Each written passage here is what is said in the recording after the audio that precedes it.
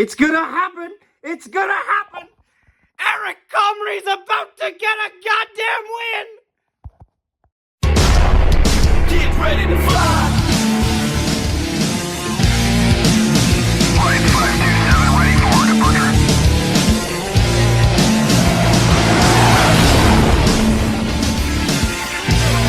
Get ready to fly!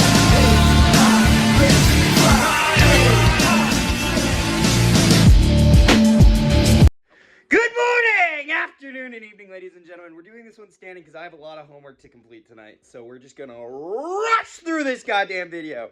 How are you feeling, lads? How are we doing?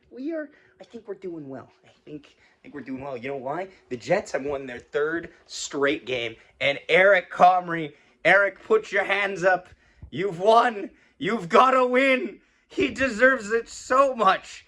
Eric Comrie gets the win. Winnipeg Jets win 5-2 over the Calgary Flames. You love to see it, honestly. Let's get into these reactions right away. Kyle Connor slices through the defense to make it 1-0 reaction here. Kyle Connor finds time and space, and the Jets open the scoring 1-0. Wow. Just wow. Nice. Nice. I have to remember some of these goals were just flying by, honestly. But, like, first period, Jets looked really confident, honestly. They have Dan Vladar in net, obviously not Dustin Wolf, which it makes a difference. It makes a big difference. But still, the Jets being able to control play and really play up to their potential was great. Both teams are using their backup, so, you know, it's still pretty even in that regard. That's it all. That's all for the first period scoring summary. We go into the second period, and the Jets get on the board again. I am blanking now on this goal. Oh, Mason Appleton, Johnny on the spot here to make it 2-0 reaction here. Mason Appleton is Johnny on the spot, and your Winnipeg Jets have a 2-0 lead. Good for Apples, honestly. He's been injured. He's been out of the lineup a bit from injury, so he's kind of been, like, moving around. Getting a goal for him, honestly, good. Like, the balanced amount of scoring that this team has right now has been their biggest like story, I'd say. There's the power play, which is putting up points for everybody on the team. Their scoring in the third period has been money all year. You need some goals in the third period, you'll get at least one. And yeah, Appleton scores to make it 2-0. Flames, Uyghur from the point scores to get one back on the power play reaction here. Mackenzie Uyghur on the power play from the point. Flames have got one back. You got to get the clear. You got to get the clear, honestly. It's a great shot, but it's workable. You could work around things there. And yeah, let's just take that, and it's like, oh, we're about to end of the second period. Psych! Gabriel Velarde on scores past Dan Vladar, V-on-V violence, from a beautiful drop pass from Dylan Sandberg, post and in to make it 3-1 reaction here. Oh boy! What a shot by Velarde! A drop pass from Sandberg and Gabriel Velarde, post and in. V-on-V violence as Velarde gets one past Vladar. And yeah, Jets take that into the second intermission. What time is it? Moose Watch!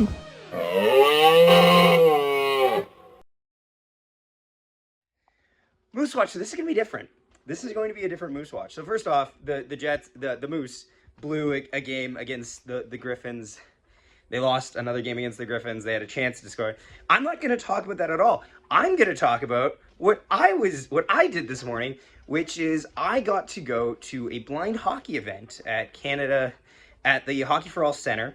The Manitoba Moose were sponsors for that event and sent 5 Moose players to help kids and adults play. Pretty much, it's like a pilot program for a blind hockey initiative, basically, where kids and adults with 10% or less vision get an opportunity to play the game of blind hockey, which is a lot like hockey, but it's a little different. There's a different puck. It makes a lot of noise. The nets are a little smaller. The goalies are blindfolded to keep it even.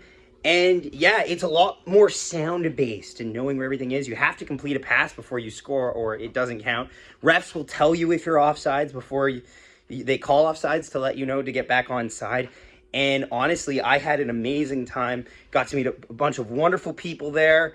I got to interview 2 Manitoba Moose players. I'm not going to show you guys the footage of it because it's bad because I'm just recording basically just for my transcript notes.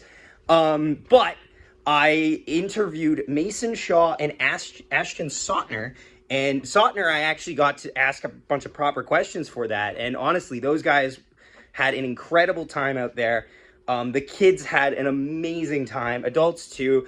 We didn't get into any full-on games, but everybody had fun. So yeah, that's my special Moose Watch report that I actually got to cover for my college. I got in contact with them, and they let me go out and take photos of it. So nice. I have a great photo of Tyson MP holding up a child who just happened to fall right off as he was getting on the ice. Yeah, that's Moose Watch today. A nice little uplifting story for Moose Watch, rather than the dread and depression of the Manitoba Moose season. So yeah, 3-1, and the Jets just don't stop. Gabe Vilardi on the power play, they give him way too much space, and he takes way too much advantage of it to make it 4-1 reaction here. Nice! Woo! Let's go! Nice. That should be the dagger, but Nazem Kadri scores not long afterwards on a basically off the draw scores to make it 4-2. Well, that's not great. Nazem Kadri scores to make it 4-2. So we're not in the clear yet. But then it's just, I believe it's Mark Scheifele. This power play is monstrous. The Jets power play is running on all cylinders. It's not facing regression, and they score again. Mark Scheifele makes it 5-2. Mark Scheifele and another power play goal for your Winnipeg Jets. Keeps the foot on the throat of the Flames. And that'll do it. They ride it out from there.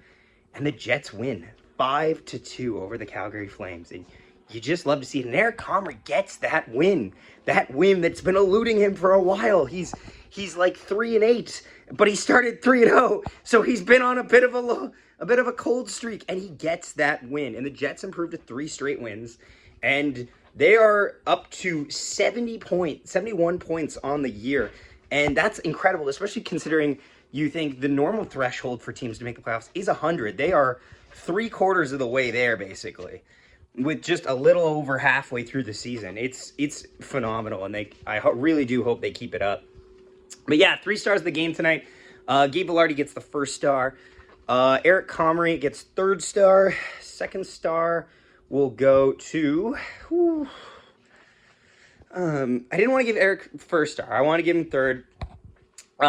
Yes, Eric had an 0.71 in his last 8 going in. 2nd star will go to Kyle Connor. And honorable mention goes to David Gustafson. 2nd star, Kyle Connor. Thanks so much for watching, guys, and we will see you next time. One, Nikolai Ehlers chips it through, gets around, and he shoots and scores! What a goal!